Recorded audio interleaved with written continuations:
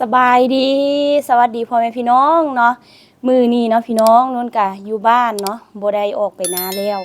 เนาะเพราะว่าเมื่อวานนี้กะนุ่นกับอีพ่อกับอีเมียเนาะเฮา3คนก็คือพากันขนข้าวขนแท้ขนวาเนาะเมื่อยสุดๆเลยแล้วเนาะแล้วเป็นที่เรียบร้อยคนละกองแล้วบ่ได้พาพี่น้องเบิ่งบรรยากาศซ้ำเนาะแล้วก็มื้อนี้ก็คือตื่นเช้ามากะน้องทรายก็ได้ไปบอกพี่บอกน้องเนาะที่แบบว่าเฮาไปช่วยเขาเจ้าหั่นน่ะให้เขาเจ้ามาช่วยเฮาแดหั่นนะมื้อนี้ก็คือจะเป็นมื้อไปตีข้าวเนาะแต่ว่านุ่นบ่ได้ไปเพราะว่าไปเมื่อวานนี่เมื่อยแท้เมื่อยวานแล้วมื้อนี้เขาเจ้าว่าให้นุ่นพักผ่อนเนาะแล้วก็ไปไปรับหลานอยู่โรงเรียนเนาะเพราะว่าหลานไปโรงเรียนหั่นน่ะมื้อนี้ก็เลยอยู่บ้านเนาะก็บ่เฮ็ดหยังหลายก็มีแต่ว่าซักเครื่องซักของให้พ่อแม่แล้วก็ล้างถ้วยล้างบวงมาเข้าอีหยังต่างๆเนาะตอนแรกเขาเจ้ามาก็เกียมแต่งกินตอนหัวแรงท่าเนาะก็คือมื้อนี้อยู่บ้านละลาบ่ได้ออกไปนอกสั่งของกินอยู่แถวใกล้ๆบ้านเฮานี่แหละจะเป็นร้านอาหารน้อยๆเนาะอยู่บ้านเฮาก็คือสั่งมากินเป็นข้าวเปียกเนาะพี่น้องอยู่ตอนสวยเพราะว่าเขาเจ้าฆ่าเป็ดอยู่เฮือนแต่ว่าบ่ได้เอาไว้เนาะเอาไปนาหมดเนาะแล้วก็โอ้ตอนสวยก็บ่มีหยังกินเนาะบ่ได้แต่งกินอีกก็เลยแบบสั่งข้าวเปียกมากินดีกว่าเนาะเพราะว่าเป็นอาหารที่แบบคนลาวมากินที่สุดโอ้ยเขาให้ทั่วหลายแท้ทั่วเนาะหลายผักกับอันนี้เป็นผักกับเนาะเป็นห้านประจำที่เฮาไปกินตลอดเนาะห้านที่นุ่นพาพี่น้องไปกินนั่นแหละเป็นห้านนั่นแหละเนาะเขาเจ้าเฮ็ดอันฝือข้าวเปียกนี่แซ่บๆคือบางเทื่อเฮาไปในเมืองนี่บางห้านมันบ่เท่าแท้อันนี้บ่แม่นย่องนะบ่ความจริงบางห้านก็คือเขาเจ้าเฮ็ดก็บ่แซ่บเนาะมันบ่แม่นห้านประจำห้านใดที่แบบว่าเขาเจ้าเฮ็ดแซ่บเฮาก็มักไปกินเนาะแนวกินว่าห้านใดเฮ็ดบ่แซ่บก็บ่กินโอ้โหหลายแฮงลูกซีนแบบจุกๆโอ้ยว่าไปคือน้ำลายไปพี่น้องลวกเส้นให้พร้อมแล้วก็นี่โอ้ยมันคือข้าวแบบข้าวปาด อยากนั้นเสียงรถนิดนึงเนาะเพราะว่าบ้านอยู่แคมทางเนาะนำแบบคือว่าเข้มข้นดีแล้วก็เขาคือว่าให้ลาย30,000เนาะอันนี้เขาเปียก30,000กีบ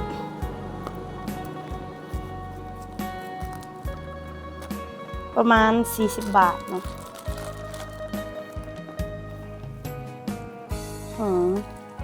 น้ำคือสิเต็มถ้วย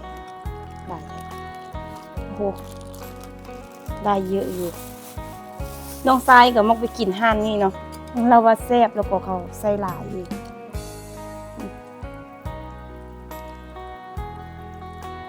เขาลวกเส้นให้นะมันก็เลยแบบหนึบๆนิดนึงเดี๋ยวซีมเลยห้านนี้บ่ต้องปรุงแซ่บแต่ใช้แซ่บเราต้องใส่มะนาวประมาณนี้เลยอยู่บ้านนี่นุ่นยังเอาน้ำตาลมาเผื่ออีกคิดว่ามันน่าจะห้านนี้เนาะสั่งมากินทุกเทื่อก็คือแบบบ่ได้ปรุงอย่างหลายเลยแซ่บมะนาวอย่างเดียวนุ่นมักกินอยากส้มนิดนึงเนาะมันเลยทุกคนกินข้าวสวยน้ำกันแบบโอ้โหได้เยอะมาก40 บาทเนี่ยในถ้วยแบบใหญ่กะปิเป็นแบบเอกลักษณ์เลยถ้ามีแจ่วสุกี้ก็ดีคือกันเนาะกินแซ่บ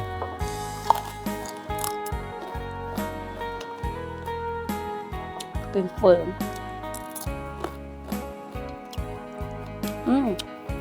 อร่อยมันเด้อข้าวสวยน้ำกันอุ้ย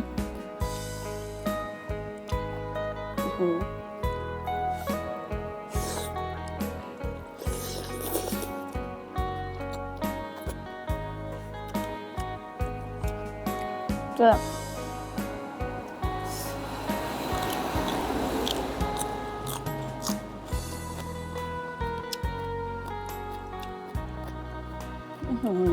ได้เส้นแบบ เส้นแบบเหนียวเหนียวหนุบหนุบแบบนั้น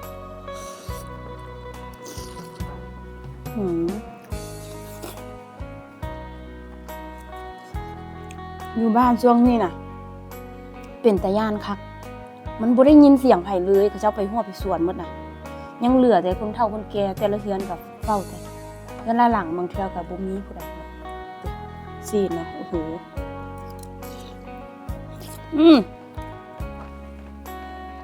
ยังวันมาแล้วได้ยินอายกะปิเนาะ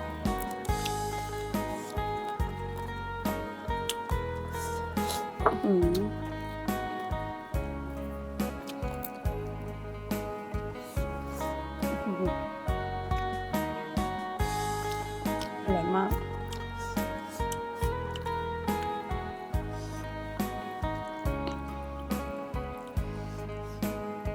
มึงเว้ยเส้นเหนียวเหนียวหนึบๆเส้นข้าวเปียกลาวเนาะ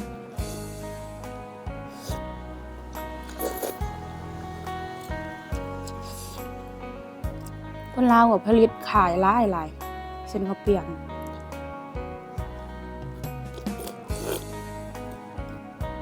ข้าวเปียกแบบสำเร็จรูปนะอร่อยมาก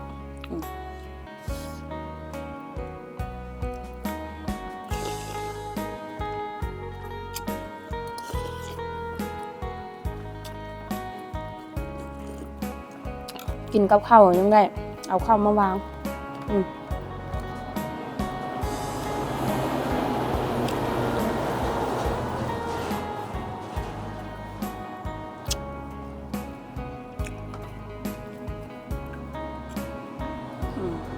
เสร็จ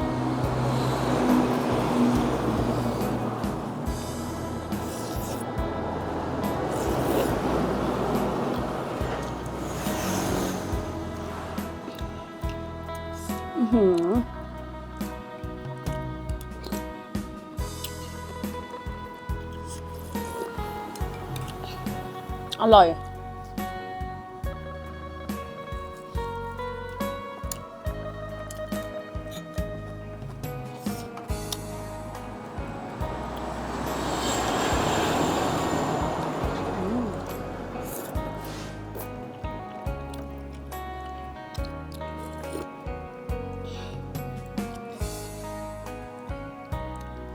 แซ่บ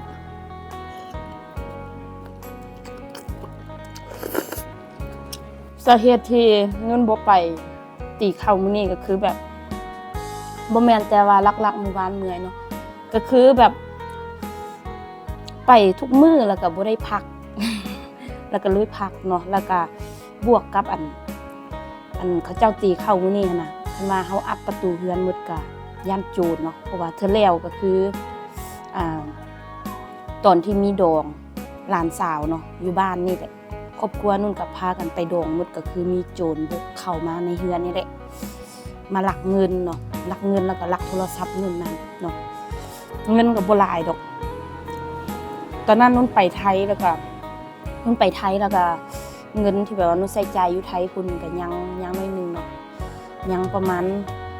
3-4,000 บาทนี่แหละแล้วนุ่นก็ไว้อยู่ถุงหั่นแล้วก็กับเงินกีบเนาะก็นุ่นเอาไว้ใช้จ่ายปกตินั่นแหละแล้วก็โจรก็เข้ามาลักเนาะมาลักแต่ว่ามันบ่ได้แม่นโจรอยู่ไกลอีหยังดอกคนข้างเฮือนเนาะมันก็เลยเป็นปัญหาทุกมื้อนี้เวลาที่เราจะไปใส่หรือว่าจะไปหยังนะต้องได้แบบระมัดระวังได้มีคนหนึ่งเนาะเฝ้าเฮือนอยู่เฮือนเฝ้าเฮือนเพราะว่าเคยมีแบบประวัติแบบคนข้างเฮือนลักเครื่องแล้วก็เลยแบบก็เลยถ้ามีเวียกอยู่เฮือนก็คือแบบมีเวียกสำคัญก็อย่าต้องมีคนหนึ่งที่เฝ้าเฮือนเนาะบ่ให้ไปหมดหั่นเนาะประมาณนี้ก็เลยได้อยู่เฮือนเนาะ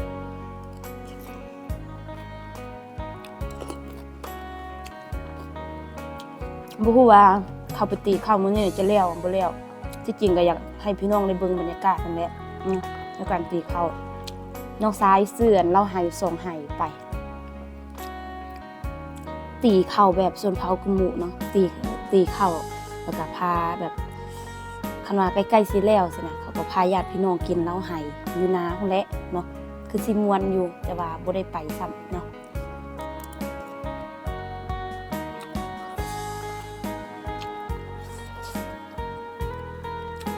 แซ่บไปกินห้านนี่ยามใดก็คือแบบจิตใจพี่น้องดนๆก็ได้กินเนาะบ่แม่นกินเรื่อยๆเพราะว่าบ่มีเงิน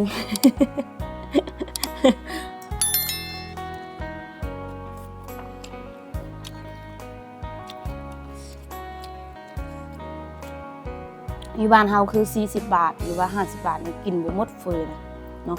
ถ้วยใหญ่บ่ฮู้บนอื่นหั่นน่ะแพงกว่านี้บ่ได้ไปใส่เกือบว่าปีปลายแล้วเด้เนาะที่บ่ได้ออกไปใส่เลย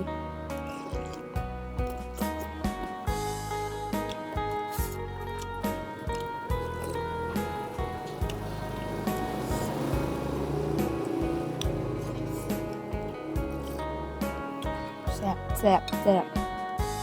เครื่องเน้นๆมึงดูซีนหลายแฮง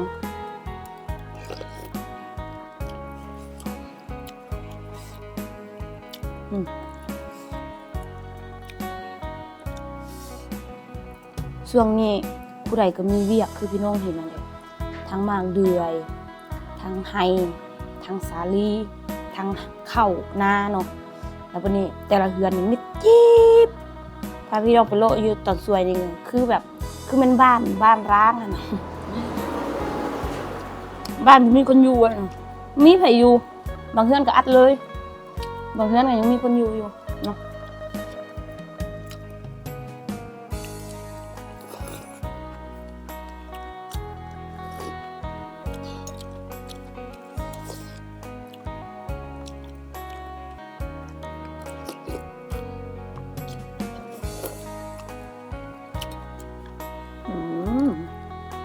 อร่อยมาก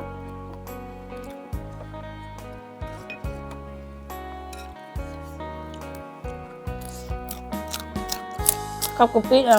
น้องวันมาทุดๆอัดจะให้แซ่บแท้ๆเจ้าสุกี้เนาะเวลากินเฟอเขาจะเอาให้เจ้าสุกี้ช่วยนิดหน่อยนะนั่นแซ่บ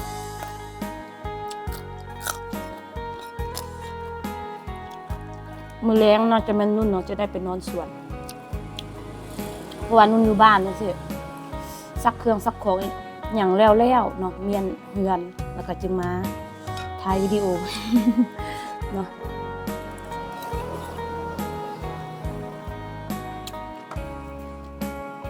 เกือบเป็ดเกือบไก่ร้อนนอนคน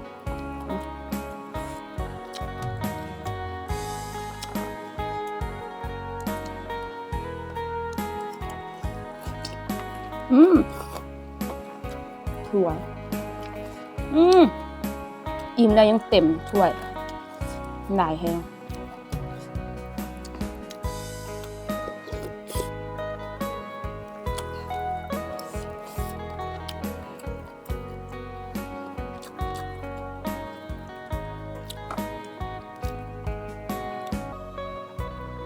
ว่าเรื่องโจรเนาะว่าบ่แล้วก็คือแบบเคยเล่าเราบอก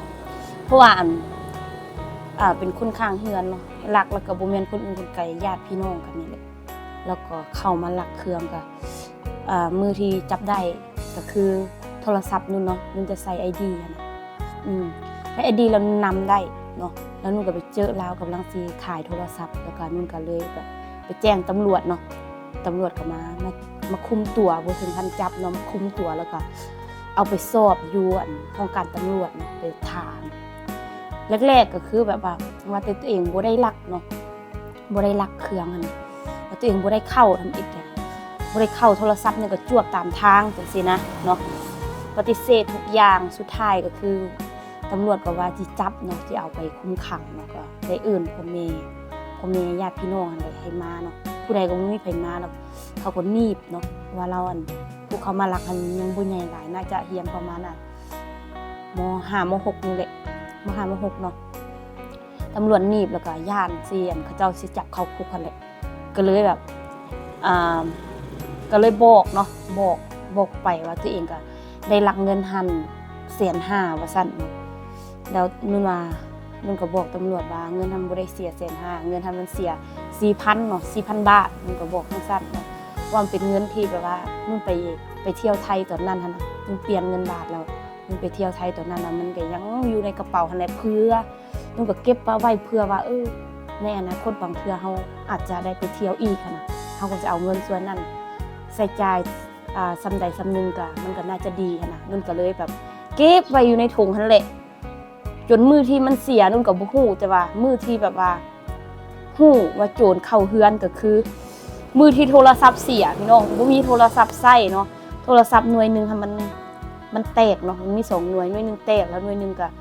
แบตค่อนข้างอยากเสื่อมแต่ก็ยังโอเคยังใช้ได้อยู่นะนี่ก็เลยปาไว้อันนั้นปาไว้ตัดคลิปตัดหยังตอนกลางคืนเนาะบ่ฮู้ว่าโจรมันสิมาลักนะแล้วบัดนี้เขาลักไปแล้วก็จับได้ก็คือแบบเฮานีบเนาะนีบก็คือว่าตำรวจเว้าคูจังซั่นจังซี่แหละสุดท้ายก็คือได้เงินคืนเนาะแม่เขาเจ้ารับใช้เนาะเงินจำนวนนั้นก็ไล่เป็นเงินกีบใส่ให้แล้วก็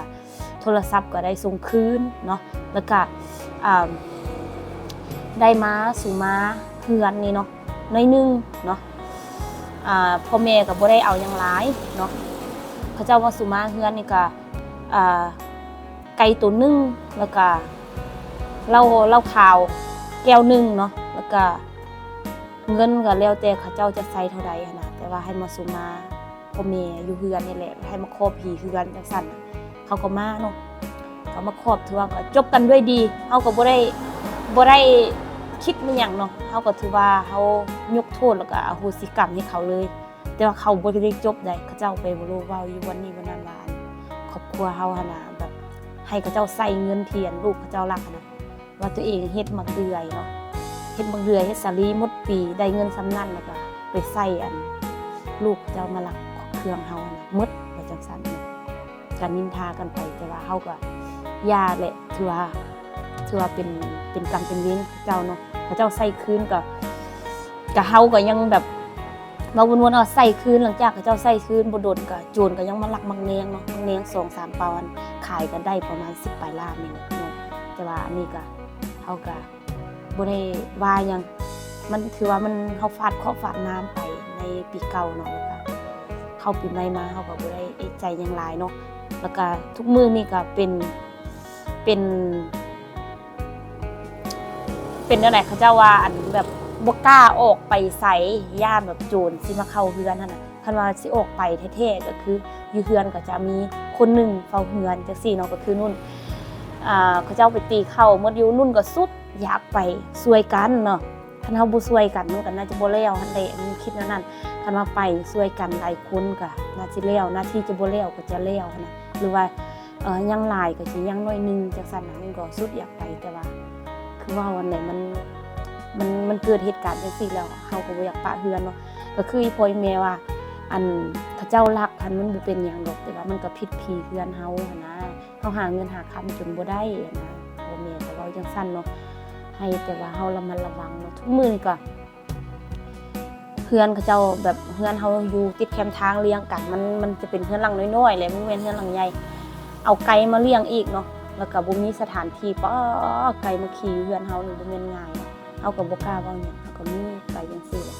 อยู่นำกันก็คือเอาใจเพิ่นมาใส่ใจตู่เนาะก็คือเฮาเลี้ยงอยู่ถึงพุ่นนี่โอ้ยสะดวกสบายอยู่แต่ว่าเอามาเลี้ยงอยู่บ้านนี่ก็มันยุ่งยากจังซี่แหละเนาะก็ถือว่ามื้อนี้ก็บ่มีหยังหลายพี่น้องมาลมเมามอยกันเรื่องแบบเรื่องโจรๆเนาะปีนี้จักเป็นปีหยังหุเนาะเจอแต่โจรแต่ก็ขอให้มันหมดในปีนี้เนาะขอให้มันผ่านพ้นในปีนี้ปีหน้าปีไหนก็ขอให้มีแบบมีโชคมีชัยเนาะทั้งนุ่นแล้วก็คนเบิ่งไปนำเนาะก็คือแบบอยากให้ทุกคนมีโชคมีชัยคือนุ่นนั่นแหละว่านุ่นรู้สึกว่าแบบปีนี้มันเป็นปีบ่ดีตั้งแต่เริ่มต้นเนาะตั้งแต่เดือน1เริ่มต้นเข้ามาก็คือโจรเข้าเฮือนก่อนหลับเนาะจนฮอดปัจจุบันนี้ก็ถือว่ายังบ่มีหยังดีขึ้นเนาะพี่น้องเห็นมันก็บ่มีหยังดีขึ้นแต่ว่ามันก็ใกล้ๆสิท้ายปีแล้วแหละเนาะสิ่งให้มันก็น่าจะหมดไปแล้วก็น่าจะเจอสิ่งใหม่ๆเข้ามาในชีวิตเนาะพี่น้องก็พาพี่น้องมากินข้าวเปียกเนาะมันแซ่บแต่ว่ามันหลายพี่น้องเกินกินแบบเกือบบ่หมด มันเกือบบ่หมดนี่แหละเอาไว้ให้หลานกิน หลานนี่เลิกโรงเรียน มันใหญ่ทุกมื้อเลยมันฮู้เถียงพี่น้อง มันฮู้เถียงเว้าหยังแล้วเป็นตาหูเนาะอีแม่เว้าก็เถียงนุ่นเว้าก็เถียงพ่อเว้าก็เถียงแล้ว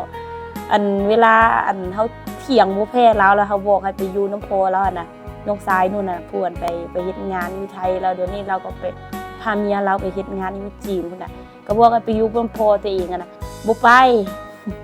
บ่ไปตัวเองเป็นลุงล่าว่าซั่น เป็นตาหัวเนาะมื้อนึงก็สิฮอดโมงสิไปรับหลานแล้วพี่น้องคือว่าคลิปวิดีโอนี้เนาะนุ่นก็ขออนุญาตปิดเพียงเท่านี้เนาะขอบใจพ่อแม่พี่น้องคำมาติดตามมาชมคลิปนึงจบและก็แม่ในกำลังใจนุ่นตลอดมาเนาะขอบคุณหลายๆเด้อพี่น้องไปกันเด้อบ๊ายบาย